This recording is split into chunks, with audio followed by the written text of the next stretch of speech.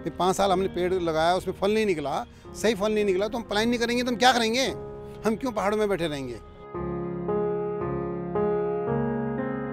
ये इकलौता राज्य है कि जहां वो कह रहा है कि जो तुम्हारा अंश है उसको पहले जमा करो, तब हम उसके बाद बगीचा लगाओ। आप पब्लिक को जो बेवकूफ़ समझ रहे हो, ऐसा नहीं है। पब्लिक आपसे बहुत ज़्यादा पढ़ी लिखी है। ये उत्तराखंड के लोग यहाँ देर में जागते हैं, लेकिन चिंता वाली बात नहीं है। हम लोग जब जागेंगे तो भगा भी देंगे। दामी होश में आओ, अपने मंत्रियों पर रोक लगाओ। उत्तराखंड के पड़ोसी राज्य हिमाचल और जम्मू कश्मीर के सेब दुनिया भर में प्रसिद्ध हैं। ऐसे ही उत्तराखंड के किसान उत्तराखंड में भी सेब की फसल कर अपने आप को आत्मनिर्भर बनाने की कोशिश कर रहे हैं। लेकिन उत्तराखंड के किसानों ने सरकार और उद्यान विभाग पर बड़े भ्रष्टाचार का आरोप लगाया है। किसानों का आरोप है कि उद्यान विभाग ने कश्मीर से बीमार पौधों की खरीदारी उत्तराखंड के लिए की है। अब आप अंदाज़ा लगाइए कि बीमार पौधों में किस तरह के फल उगेंगे। आज इन्हीं तमाम मुद्दों को लेकर उत्तराखंड के किसान गांधी पार्क पर धरना प्रदर्शन के लिए एकत्रित हुए हैं। नमस्कार, मेरा नाम है करण और आप देख रहे हैं बारामासा।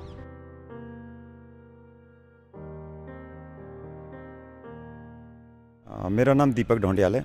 मैं विगत कई सालों से उत्तराखंड में कैसे बागवानी डेवलप हो उसके ऊपर बहुत डीपली काम कर रहा हूँ और अपने गांव में भी लगा रहा हूँ। उसके साथ साथ हम लोग चाह रहे थे कि जो हमारे पहाड़ के युवा हैं, देखिए बागवानी ही एक ऐसा मात्र रास्ता है कि जिससे हमारे पहाड़ का विकास हो सकता है। उसके लिए उद्यान विभाग यहाँ पे है। उद्यान विभाग ने कुछ वर्ष पहले हरमिंदर बवेजा नाम का एक भ्रष्ट निदेशक को, जो हिमाचल प्रदेश में भ्रष्टाचार के आरोपों में घिरा था, उसको आयात किया है उत्तराखंड के अंदर। ये अधिकारी जब से आया है, इसने एक तो ये चौबटिया में बैठ नहीं रहा, उसने उद्यान या निदेशालय जो है वो देहरादून में ही बना दिया। उसके बाद इसने अथाह पैसा बर्बाद किया, जिसकी RTI लगाई इन्होंने दीपक करगेती जी ने, और हमने फिर यहाँ पर भूख हड़ताल भी की। दीपक करगेती जी ने भूख हड़ताल की। उसके बाद गणेश जोशी ने आश्वासन दिया कि मैं 15 दिन में इसकी जांच बैठा दूंगा। आज 5 महीने को होने को आए हैं, उसकी कोई जांच का वो नहीं हुआ। अब जांच करना तो छोड़िए, इसने उसके बाद भ्रष्टाचार की मतलब जितनी लिमिट होनी थी वो भी पार कर दी। अब इन्होंने सबसे पहला काम क्या किया कि एक नर्सरी है कोई बाहर की, उसको अर्तिका नर्सरी करके, अर्तिका ट्रेडर्स है इवन। दरअसल हो क्या गया इस टाइम पे कि कश्मीर के अंदर के जो पौधे हैं उनके पर बीमारियाँ आ गई हैं, जिसको कि हिमाचल ने पूरी तरीके से बंधित कर दिया है। वो अपने बॉर्डर्स के अंदर उसको बिल्कुल भी रुकने नहीं दे रहे। तो उसको वो पौधे इन्होंने वहाँ से उत्तराखंड में सप्लाई करने के लिए वो एक रास्ता बनाया। जबकि नर्सरी एक्ट कहता है कि हमारे उत्तराखंड राज्य के अंदर ही नर्सरी बने और उनके कुछ नॉर्म्स हैं, वो कोई नॉर्म्स को चेक नहीं कर रहे हैं। अभी हमने ये चमोली में, उत्तरकाशी में, इन जगहों पर ये ट्रक पकड़े हैं और वो बिल्कुल नंगी जड़ों के, किसी में जड़ें ही नहीं है, वो इस टाइप के करोड़ों रुपए की इन्होंने खरीदारी करी। उसके साथ साथ इन्होंने क्या किया कि रामगढ़ के अंदर उद्यान निदेशालय की ज़मीन थी 4.4 हेक्टेयर, इन्होंने अभी उसको सिडकुल को दे दिया, फार्मा कंपनी को। हमने ये बोला कि भाई इसमें हॉर्टिकल्चर डिपार्टमेंट की ज़मीन है, यहाँ पे हमारे लिए कोल्ड स्टोर बना देते, हमको यहाँ पे इसी की कोई प्रोसेसिंग यूनिट लगा देते, हमारे को यहाँ पे क्लोनिंग कर कुछ ईजाद कर देते, हमारे लिए यहाँ पे टिश्यू कल्चर लैब लगा देते, ताकि हमारा उत्तराखंड में भी तो वही विकास हो जो कश्मीर और हिमाचल के अंदर हो रहा है। उसके बाद इन्होंने क्या किया कि उद्यान सचिव BVR पुरुषोत्तम ने एक GO बनाया। एक्चुअली यहाँ पे एप्पल मिशन चल रहा था। एप्पल मिशन में 12 लाख रुपए में 20 नाली ज़मीन का था कि 20 नाली ज़मीन डेवलप करेंगे एप्पल मिशन में, जिसमें 12 लाख रुपए की लागत आनी थी। और उसके नॉर्म्स हैं, बहुत क्लियर कट नॉर्म्स है कि पौधा कितने का आएगा, ज़मीन का विकास कितने का होगा, ट्रेलिस कितने की लगेगी, फेंसिंग कितने की होगी, ड्रिप सिस्टम कितने का लगेगा, हेल नेट कितने की लगेगी, इसका सब कुछ डिटेल उन्होंने अपने GO में लिखा हुआ है। और उसके साथ साथ उसमें लिखा है कि ये प्रोरेटा बेस पे लगेगा। प्रोरेटा का मतलब है कि अगर 20 नाली में तुम्हारे जो है 12 लाख लगने हैं तो 10 नाली में 6 लाख, तो 5 नाली में 3 लाख लगने चाहिए। उसी बीच उसी उद्यान सचिव ने एक और GO निकाला, जो इसका पूरा जो है सहकारिता विभाग को इसमें इन्वॉल्व किया गया और एप्पल फेडरेशन के नाम पे इन्होंने बोला कि 5 नाली में हम बगीचा लगा के देंगे किसान को। हम भी खुश हो गए, हमने कई युवाओं को तैयार किया।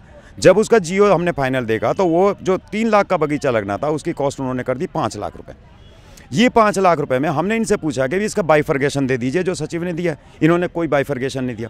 अब इन्होंने बोला कि 3 लाख रुपए तो हम आपको सब्सिडी देंगे CSR फंड से, और उसके बाद जो 2,10,000 रुपये है, 2,90,000 इन्होंने सब्सिडी का बोला, और 2,10,000 वो कह रहे हैं कि किसान सहकारिता डिपार्टमेंट से कर्ज ले।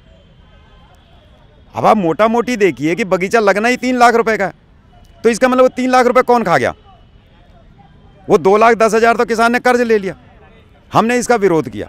उसके बाद इन्होंने जब ये नहीं हुआ तो इन्होंने एक नया 7 जनवरी को एक और नया जियो निकाल दिया। उसमें इन्होंने बोल दिया कि जो 12 लाख का बगीचा एप्पल मिशन में लगना है, उसमें जो किसान का अंश है 2,40,000 रुपया, वो किसान पहले उद्यान विभाग को जमा कर दे। ये इकलौता राज्य है कि जहाँ वो कह रहा है कि जो तुम्हारा अंश है उसको पहले जमा करो, तब हम उसके बाद बगीचा लगाओ, फिर सब कुछ हो गया। तो एक युवा ने बगीचा लगाया। अब क्योंकि भाई युवा करना चाहते हैं काम, तो उन्होंने इधर उधर से कर्ज लेके अपना लगा दिया। 2,40,000 रुपये का ड्राफ्ट लगा दिया, 5,50,000 रुपये की ट्रेलिस खरीद ली, 3 लाख रुपये की उसने जो है फेंसिंग कर दी और 2,40,000 उसको दे दिए। तो कुल मिला के हो गए 11,55,000 रुपये, 12,55,000 रुपये। अब आप सोचिए 12 लाख का बगीचा लगना था, 12,55 उसके लग गए, अभी भी उसके बाद ड्रिप सिस्टम नहीं है।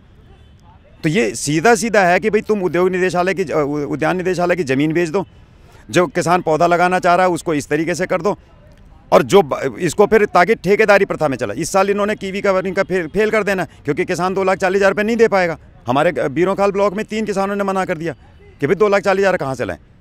और ये सब्सिडी का जो सिस्टम है उसका भी उल्लंघन है।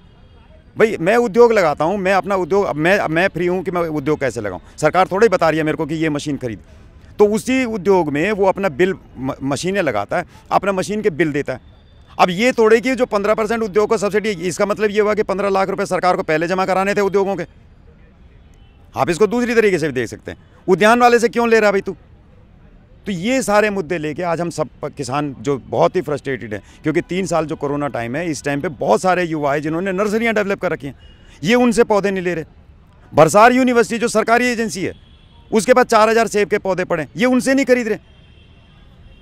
आप तो इसका सीधा सा मतलब है कि भयंकर रूप से भ्रष्टाचार है।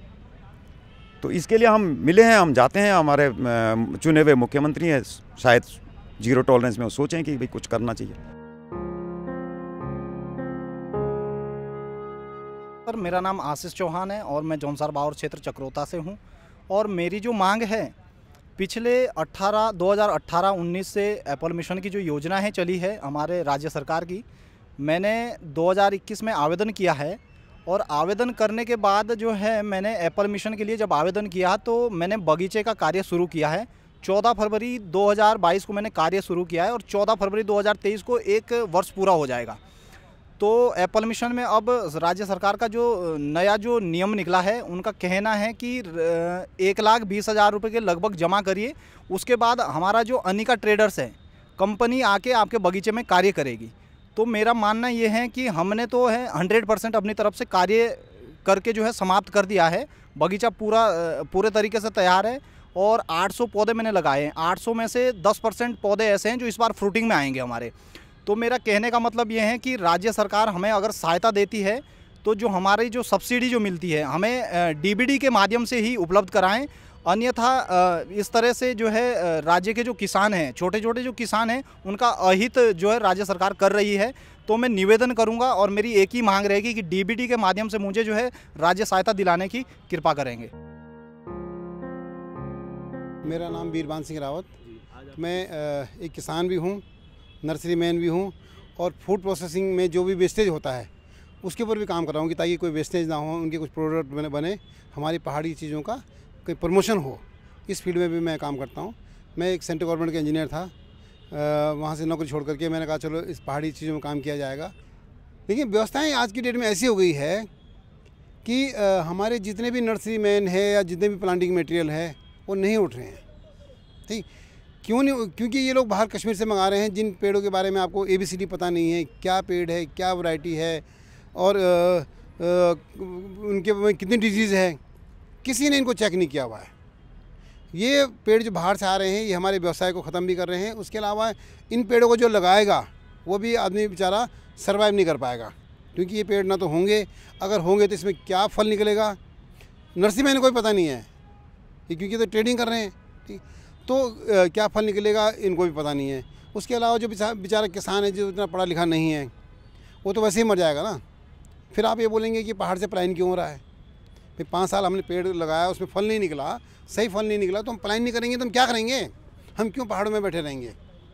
तो इस व्यवस्था को बनाने के लिए हमारे को उद्यानिकी में बहुत काम करना होगा। और कुछ काम कुछ समय से हुआ था, लेकिन हम देख रहे हैं कि पिछले 2 सालों से राज्यों में इतना भयंकर ये प्लांटिंग मटेरियल में या कई चीज़ों में इतना भ्रष्टाचार हो गया है अदरक आप ले रहे हो 40 रुपये वाला अदरक ले रहे हैं आप 100 रुपये में। जो आपका लहसुन है बाज़ार में 60 रुपये की बिक रही है, आप खरीदते उसको 124 रुपये में। ठीक, पेड़ आपके मैं बताऊं आपको, क्लोन पेड़ ले रहे हो आप बाहर से, जिसके पास क्लोन का कोई नाम निशान नहीं है, वो बंदा क्लोन पेड़ दिखा रहा है कि मेरे पास ये क्लोन पेड़ है। आप पब्लिक को जो बेवकूफ़ समझ रहे हो, ऐसा नहीं है। पब्लिक आपसे बहुत ज़्यादा पढ़ी लिखी है। ये उत्तराखंड के लोग यहाँ देर में जागते हैं, लेकिन चिंता वाली बात नहीं है। हम लोग जब जागेंगे तो भगा भी देंगे। ये भ्रष्टाचारियों की सरकार नहीं चलेगी, नहीं चलेगी। ये भ्रष्टाचारियों की सरकार नहीं चलेगी, नहीं चलेगी। तो ये थे उत्तराखंड के किसान, जिनका साफ तौर पर कहना है कि उत्तराखंड के कृषि मंत्री से लेकर उद्यान विभाग भ्रष्टाचार पर लिप्त है, जिसका खामियाजा प्रदेश के किसानों को भुगतना पड़ रहा है। और यही वजह है कि उत्तराखंड में हमारे पड़ोसी राज्य की तरह हिमाचल हो या फिर जम्मू कश्मीर हो, उसकी तरह हम बागवानी नहीं कर पा रहे हैं।